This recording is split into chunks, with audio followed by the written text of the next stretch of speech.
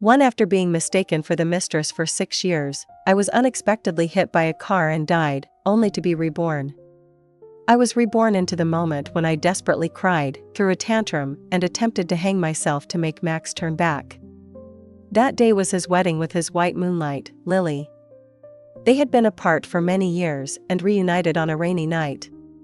It wasn't until the moment before my death that I realized Max's long-lost white moonlight had actually been me. Meanwhile, the wedding proceeded smoothly, and I quickly discarded the fruit knife I had planned to use for a suicide attempt, packed my things, and fled. When I woke up, I was groggy, and the projection before me was broadcasting the live footage of Max and Lily's wedding. I knew that I had returned to the day my life took a major turn. I sat on the floor, staring at the fruit knife beside me, remembering that in my past life, at this moment, I had been preparing to slit my wrists in the bathroom but had tripped on the chair and fallen to the ground. A wave of fear washed over me, and I quickly picked up the knife. In the live broadcast, Max took Lily's hand from her father's and walked toward the center of the stage under the gaze of the guests' well wishes. Suddenly, I remembered something. I grabbed my phone, opened the screen, and canceled the message I had set to send. In my previous life, after slitting my wrists, a scheduled message was automatically sent to Max's phone. He had to pause the wedding and rush back to take me to the hospital. It was because of this that the exchange of rings was interrupted. Lily thought she had lost face and began to seek revenge on me. Not only did she cause a scene at my workplace, leading me to be ostracized by friends and lose my job, but she also distorted the truth online, accusing me of being a mistress trying to take over. Soon, curses and attacks filled the internet, and online groups called Beat the Mistress organized daily to throw rotten food and vegetables at my doorstep. Even Max's friends subtly and overtly distanced themselves from me, urging me to let go of the couple. Max, out of guilt for Lily, allowed the rumors and humiliations to continue. No one cared that I was the one who had been wronged. On the big screen, Lily had already slid the ring onto Max's finger when he suddenly stopped. Under the host's urging and Lily's expectant gaze, he wobbled and unexpectedly collapsed to the ground. I watched in confusion, not thinking too much of it, but secretly felt a sense of schadenfreude. See? Without me to stop them, their wedding can't even go smoothly. The live broadcast continued, and the scene turned chaotic. Max's group of friends rushed to the stage. Some called for an ambulance, while others knelt down to perform CPR on him. My stomach grumbled at the most inopportune moment. I turned off the projection and glanced around. Outside the door, there was a pile of takeout I had refused to accept for the past 3 days, now beginning to emit a foul odor. I immediately decided that, taking advantage of the current gap in time, I would leave. In my previous life, I always felt trapped by invisible chains, unable to make the decision to leave. This time I was determined, and it turned out packing up only took an hour. Before leaving, I looked back at the carefully decorated apartment. Everything in this place had been designed according to my preferences, and I had stubbornly believed that it was proof that Max loved me. I took one last glance and tossed the key behind the door. I left without any attachment. In my past life, I had been in a 5-year relationship with Max, only to be entangled as a mistress for another 6 years. It was only before my death that I realized why he had been so kind to Lily, the woman who suddenly appeared in his life. 2. Before the car accident, the information I received indicated that they had met on a rainy night, the innocent little flower of a new employee and the compassionate CEO, Max, personally holding an umbrella to escort her to her door. The little flower politely invited him in for a cup of hot tea. At Lily's house, Max saw a bullet casing in the living room and asked a few more questions. He learned that it was a memento from an overseas terror attack during Lily's time studying abroad, where she had blocked a bullet meant for someone else. She had survived the ordeal, and the bullet casing was kept as a reminder. Max was shocked because, during his own years abroad, he had also been in a terror attack, and a brave girl had shielded him from a stray bullet. But in the chaos, she disappeared after they were rushed to the hospital. When he asked more details, he realized they both had the same experience. The cold of the rainy night could not penetrate the warmth inside, and they immediately recognized each other, talking happily. From then on, Lily was promoted to be Max's personal assistant. Whether at company gatherings or on business trips, the two were inseparable. Looking back now, it seems so laughable. Max spent years searching for the woman who saved his life, but never mentioned a word to me. Even more absurd was the fact that my boyfriend of many years didn't care about my feelings while doing all this. The only way I learned about it was when Lily, through a careless upload of their group photo to WhatsApp, accidentally revealed it. Because of her, Max and I had our biggest argument since we started dating. He insisted that he only considered Lily a sister and did everything to make her life easier. I cried, unable to believe my ears. An easy life? An easy time accompanying you on business trips, holding your hand at cocktail parties, letting your friends joke and call her sister-in-law? Max's face darkened, his impatience clear. Zoe, can you stop making it sound so bad? Lily comes from a poor family but is very capable. With her around, I don't have to worry about work-related matters. I lowered my head, sobbing. What about me? When you're so kind to her, have you ever considered how I feel? Zoe, you know who I care about, don't you? Seeing me crying so desperately, Max softened his tone and squatted down to comfort me. Okay, I'll report everything to you from now on. I'll take photos with everyone and tell you where I am. Is that all right? I wasn't really trying to break up with him, but the me who had once looked forward to the future was afraid he no longer loved me. So, I agreed. But unfortunately, in the end, the expectations in my heart were destroyed by Max himself. After I settled into a hotel, I found my phone nearly overwhelmed with calls from Max's friends. If this were the past, I would have immediately called them back. But now, I ignored them all and opened the message from my best friend, Sarah. Max fainted at the wedding. I'm going to check it out. Guess what? When he woke up, he rushed straight to you and ignored that woman. Did he get beaten up by the god of sleep for that half hour? So strange. They're all looking for you now. Looks like you're getting your wish, even though I don't like him.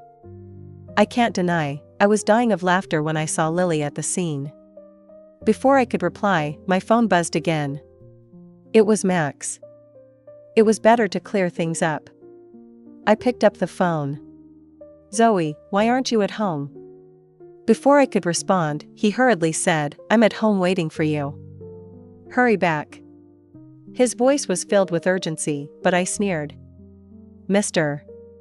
Smith, we no longer have anything to do with each other. Wish you a happy wedding. 3. Before Lily appeared, I naively believed I could grow old with Max by my side. Even after her arrival, I clung to hope, reassured by Max's countless promises. I envisioned a beautiful future together after marriage. But I never expected that after marriage to be their marriage, not ours. Instead, I became the reviled mistress in everyone's eyes. After I slit my wrist to ruin their wedding, Max immediately called my parents. Humiliatingly, he threw a wad of cash at them, commanding them to take me far away from the city and never return. Up until then, I'd hidden many truths from my parents, still harboring a sliver of hope for Max.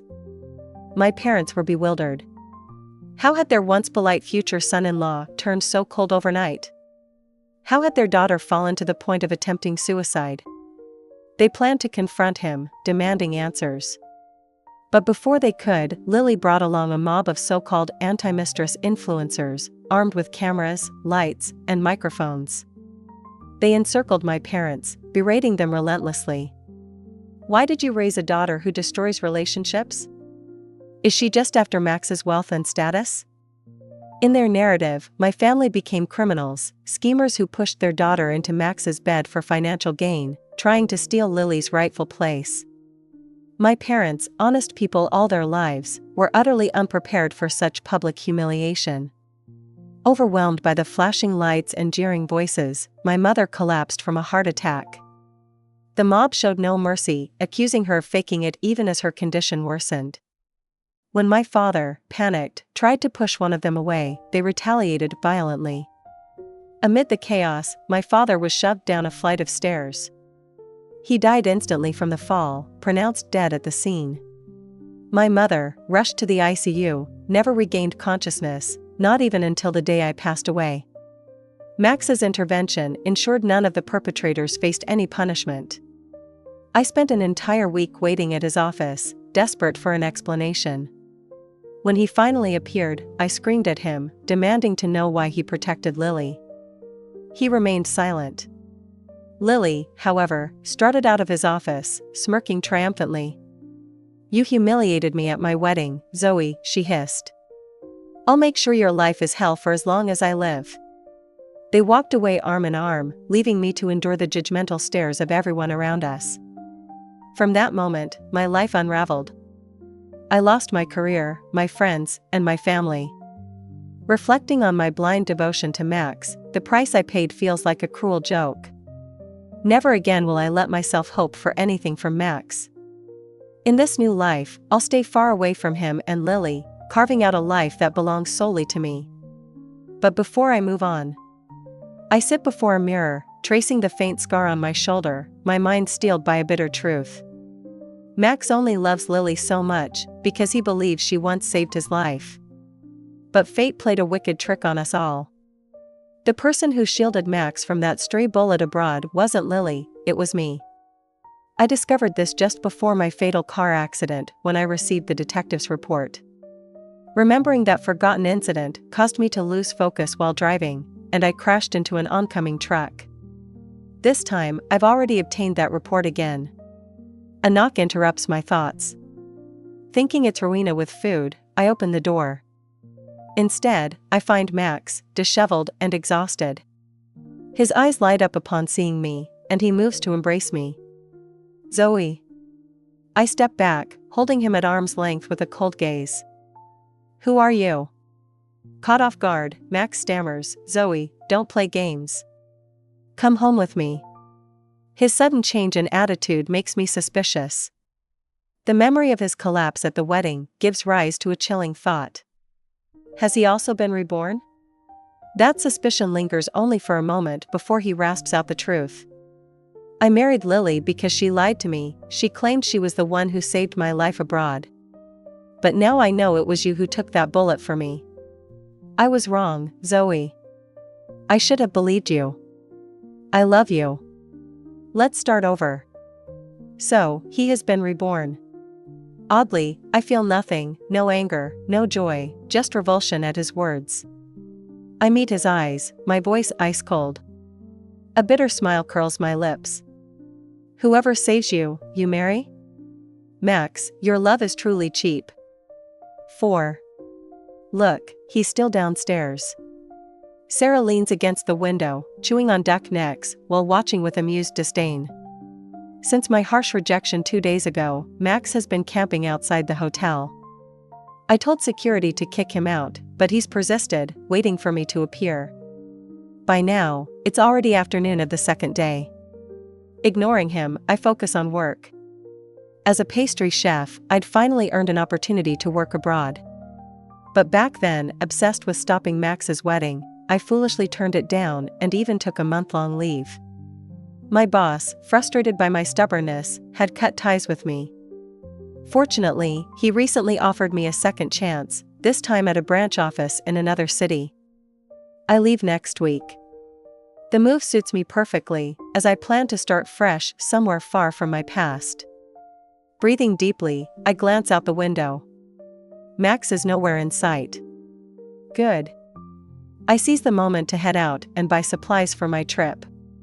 But just as I step outside, Max suddenly emerges, grabbing my arm. "Zoe, come home with me." Haggard and pale, he reeks of cigarettes, his fingers trembling slightly. I wrench my arm free and take a deliberate step back. "We have nothing to do with each other anymore," I say firmly, turning away. Before I can leave, a figure charges at me. A sharp slap stings my face, the force nearly throwing me off balance. "Zoe," Max catches me before I fall. I look up to see Lily, her tear-streaked face twisted with fury. Behind her is a mob of familiar faces, those same influencers from my past life. The taste of blood fills my mouth as I glare at them. Wiping the corner of my lips, I feel a grim satisfaction. If they've come to me, I'll repay every debt they owe. Zoe, are you okay? Max's voice trembles with concern, but I shove him away. Lily, meanwhile, begins her performance, crying pitifully into the cameras. My husband hasn't come home since our wedding, and now I know why. Some shameless woman has stolen him. She turns to me, eyes blazing. Zoe, I know you're after Max's money, but we've given you enough. Why do you insist on destroying my family? Her words embolden the mob, their cameras and lights all trained on me. Stop this, Max growls, his expression dark. Lily, we'll talk at home. Ignoring them, I discreetly message Sarah to call the police before opening my photo album. In this life, I've armed myself with the truth. If Lily wants a spectacle, I'll oblige. The cameras close in as accusations rain down on me. Keeping my composure, I hold up my phone, displaying a series of photos. This was 5 years ago, when Max proposed to me with 999 roses. This one is from our 3rd anniversary, he personally designed my wedding dress. And this is from last year, when he organized a drone show to propose to me. My voice is steady, my words sharp, as I dismantle Lily's facade piece by piece. 5. I glanced at the dazed Lily, sneering lightly as I continued scrolling through my phone. Here, you'll find every gift Max has given me over the 5 years we were together. If anyone's interested, feel free to visit his home. I left without taking a single thing. I raised my gaze, locking eyes with her. If I'm not mistaken, Ms. Lee, you joined Max's corporation just a year ago. In that short time, you went from an intern to the CEO's secretary. Considering both timing and circumstances, what qualifies you to call me a homewrecker? The crowd froze, stunned by the sudden reversal. My peripheral vision caught a live-stream camera nearby, where comments flooded in. Turns out she's the gold-digging mistress. How dare she use us as pawns? Exactly. Expose her. Just because she cries doesn't mean she's right. I watched the crowd's shifting expressions indifferently, but Max suddenly grabbed my hand. Zoe, he said with feigned tenderness, you remember everything so clearly. You must still love me. Come home with me. I felt a wave of disgust. I'd just publicly exposed his infidelity, yet he had the gall to think I still loved him? Lily, now the target of the crowd's ire, snapped. She shoved an expensive camera away and lunged at me, her face twisted in rage. Max, don't forget, I'm your savior. You promised to marry me. Before her hands could reach him, he threw her off. Stumbling in her high heels, she collapsed ungracefully onto the ground. And you dare bring that up? Max roared. You're not even the person who saved me. If it weren't for your lies, I'd never have treated Zoe this way. Enough! I shouted. The room fell silent. Max, I began coldly, you let her flaunt your relationship in my face, let your friends call her their future sister-in-law. Were you truly just thanking her? Did you feel no guilt? And now that you know she deceived you, you come begging me to take you back? Your love is so insincere, and I'm not someone you can summon at will. From the day you decided to marry her, we were done. Let me go. This pathetic act of love is revolting. Tears welled in my eyes as I delivered the final blow, forcing two to roll down my cheeks. My crying seemed to stun Max for a moment. Cameras and phones captured every second of this farce. Somewhere in the room, the sound of shutters clicking rang out. Lily sprang to her feet, maniacally swatting at the devices. Hey, my phone. Don't step on my camera. Why are you hitting people? Chaos erupted. Lily's supporters, furious at her deception and now incurring damages, began shouting and shoving. Amid the commotion, I checked the time. Before the police arrived, I slipped away. I knew Max would be too busy cleaning up the mess to bother me for a while. Soon, I'd leave this city and build a new life elsewhere, where I'd bring my parents once I was settled. Everything here, good or bad, would soon become a footnote in my past. 6. The livestream went viral, garnering tens of millions of views. "Your memory proves you still love him" became a trending topic, particularly the image of Max's teary-eyed declaration. Memes of his pitiful expression spread like wildfire.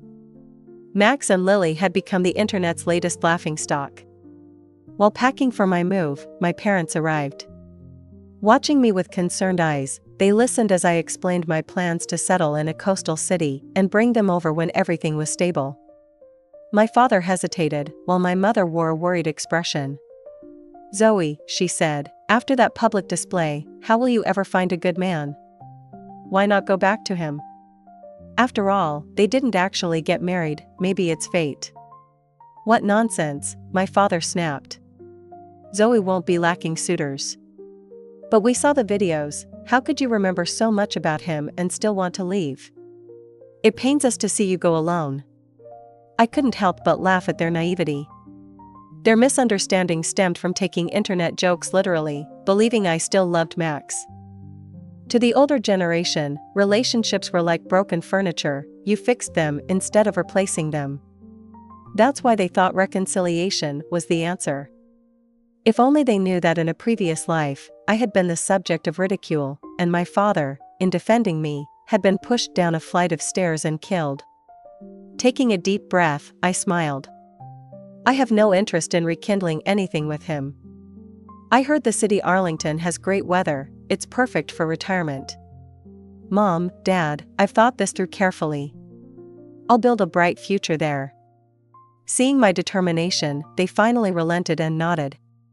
At work, my boss scrutinized me, a trace of approval in her gaze. "The Zoe who once cried about pursuing true love has finally matured," she said. She was a tough, career-driven woman in her 40s, having rebuilt her life after a tumultuous divorce. "If you excel, I'll recommend you for an overseas exchange program," she added. We celebrated with a lavish meal at a high-end restaurant. To my surprise, Max was there, surrounded by friends, drowning himself in liquor. "The company's been a disaster, departures, sabotage from other shareholders, they blame me for everything," he lamented. "All because of that live stream," one friend exclaimed. Hearing this, Max suddenly choked on his drink, coughing violently until his face turned bright red. Realizing he had misspoken, his friend quickly tried to smooth things over. "Max, actually, why not just marry Lily? At least she's been by your side through all this chaos. Don't tell me you're thinking about going back to Zoe?" Max's expression darkened. He drained his glass in one go and slammed it heavily onto the table. His friends, knowing him well, immediately tried to pivot the conversation. "Then go after Zoe, Max. She loved you so much back then. She was practically willing to die just to stop you from marrying Lily. If you sweet-talk her a little, she might come running back to you." Max's face remained grim, but the man sitting closest to him chimed in. "Why bother sweet-talking her? Just look at how much she loved you back then. Everyone online says Zoe hates you now only because she loved you so deeply. She'll cave soon enough and come crawling back." Max's gaze shifted slightly, and he murmured to himself, "Right, exactly.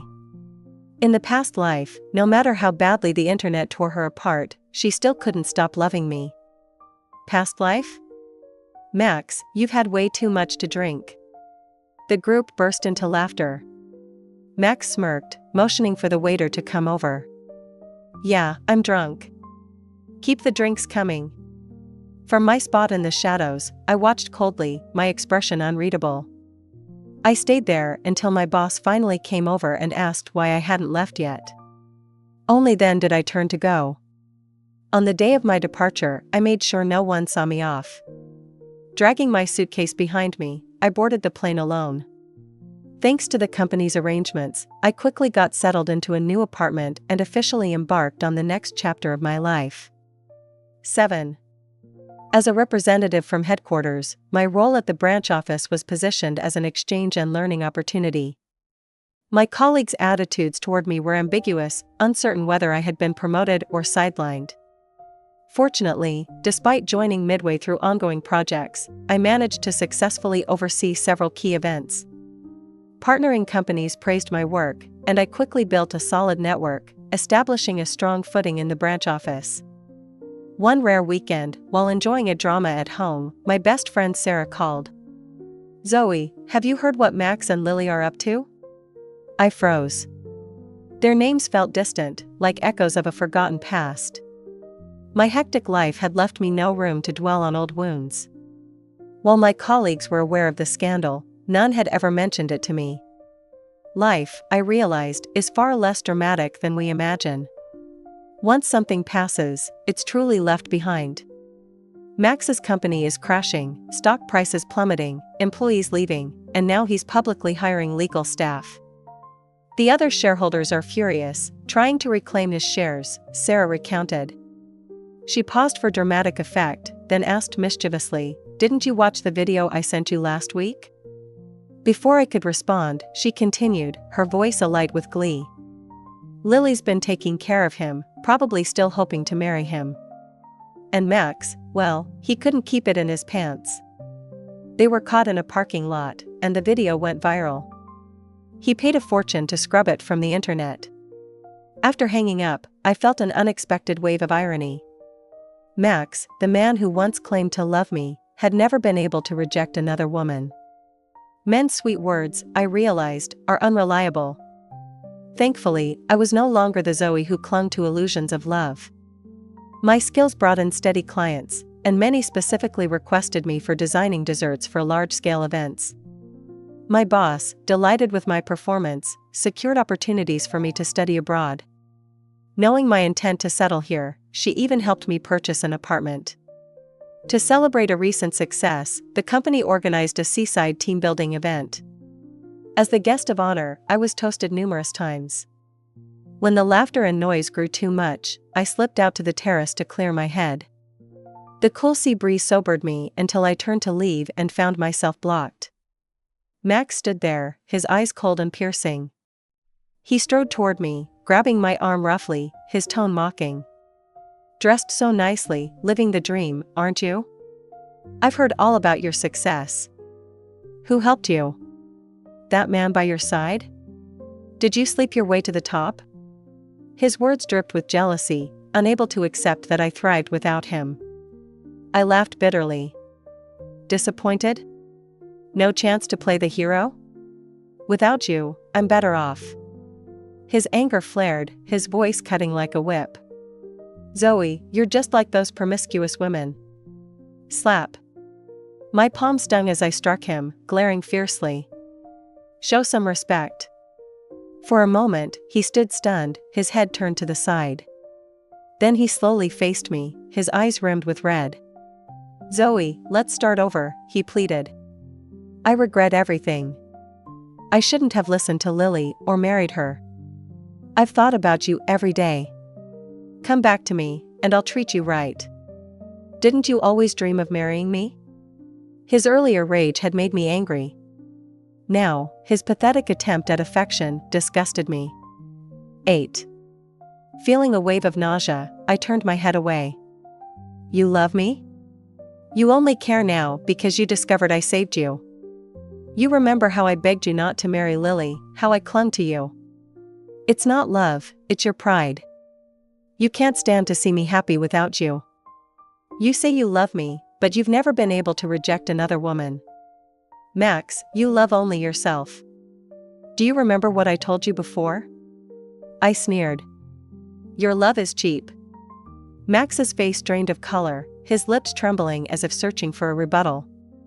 "Zoe." A warm voice interrupted us. "Zoe, there you are." I turned to see Liam, the branch manager, approaching with my coat in hand. "You've been out here for a while," he said kindly. "Everyone's waiting for you to cut the cake." He draped the coat over my shoulders, his smile calming and reassuring. I nodded. "Let's go." Walking past Max, I headed back inside. As Liam held the door open, Max's shout rang out. You schemed your way to the top, sleeping with countless men. Sir, don't be fooled by her. She's cheap. I paused briefly, but didn't look back. Liam, unbothered, continued smiling as we entered the building. In the warm hallway, he apologized gently. Sorry for the earlier misunderstanding. I shook my head. It's fine. Do you want us to deal with him? Liam asked hesitantly. No need. Smiling faintly, I stood before the room's door. Once I opened it, warmth, cake, and heartfelt blessings awaited me. Seeing me succeed will hurt him far more. We shared a smile, and Liam opened the door. Light and laughter flooded out. I walked in with a confident smile, leaving the past behind. 15 years flew by. The company grew, went public, and I rose to a senior position, no longer chasing the frenetic pace of my youth. Max occasionally reappeared, spreading rumors or begging, but I avoided him entirely. Recently, Sarah told me he was diagnosed with terminal liver cancer. Lily was fighting for his inheritance, though he had never married her. Hearing the news during a beach vacation, I turned to see my Alaskan Malamute bounding toward me, sand flying from his paws. Laughing, I tried to dodge him, but he jumped up, leaving sandy prints all over me. Liam, I called, mock indignant. You just bathed him yesterday, and now he's covered in sand. Liam approached, hands raised in surrender, his laughter contagious. All right, I'll bathe him again tonight. The sun shone brightly as I hung up my call, a deep sense of peace settling over me. Those who dwell on the past, who love only themselves, will never find happiness. As the dog attempted to shake off water, looking comically distressed, I called his name and walked toward him. In the golden sunlight, he bounded toward me with clumsy legs. Opening my arms wide, I welcomed him, embracing the future with joy,